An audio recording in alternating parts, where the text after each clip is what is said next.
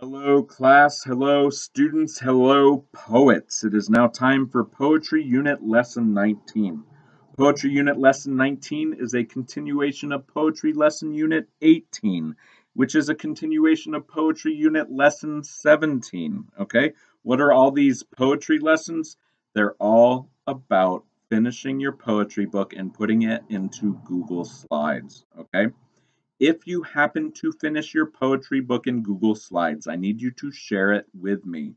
Click on the share button in the upper right-hand corner of your Google Slides and type in my email address and share it with me. Once I receive that in my inbox, I will respond with maybe some suggestions on how to revise some of your poems and maybe some suggestions on how to edit some of your poems. I may even provide some suggestions on how to format your poetry book, but keep an eye out for that.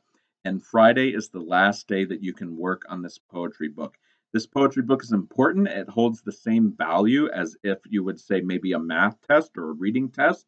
I'm not going to give you a writing test, but this is a project. This is the culmination of this poetry unit. So make sure you do your best on creating this poetry book.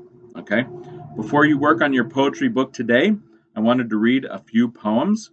First, I'm going to read from one of my favorite poetry books, as you know, Hailstones and Halibut Bones by Mary O'Neill. Today we are going to read about the color red. What is red? Like the Red Sox, right? What is red? Red is a sunset, blazy and bright. Red is feeling brave with all your might. Red is a sunburn spot on your nose.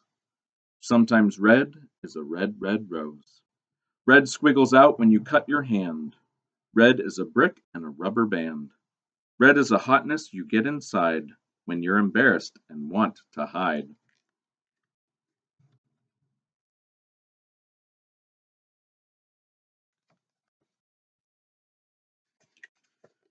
Firecracker, fire engine, fire flicker red, and when you're angry, red runs through your head. Red is an Indian, a Valentine heart, the trimming on a circus cart. Red is a lipstick, red is a shout. Red is a signal that says, "Watch out!" Red is a great big rubber ball. Red is the giantest color of all. Red is a show off, no doubt about it. But can you imagine living without it?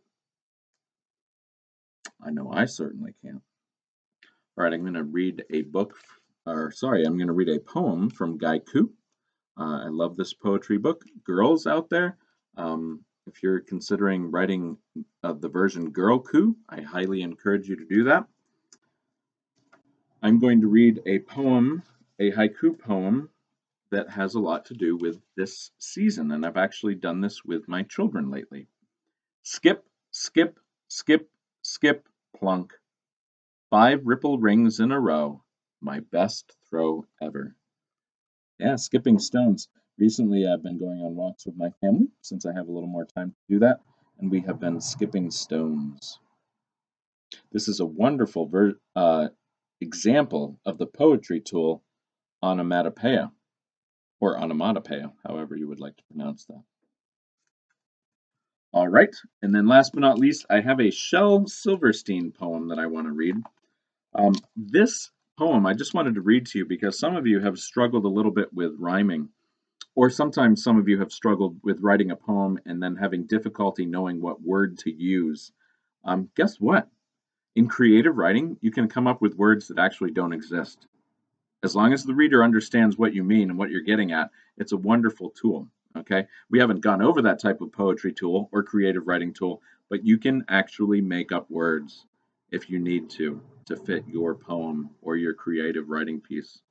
So here we go. This is called Wild Boar. If you tell me the wild boar has 20 teeth, I'll say, why, sure. Or say that he has 33. That number's quite all right with me. Or scream that he has 99. I'll never say that you're a lion. For the number of teeth in a wild boar's mouth is a subject I'm glad I know nothing about. All right. Yeah, mouth. Sometimes it's a word that's hard to rhyme with, right? So he just says about. There we go. All right, everyone, make a great poetry book today.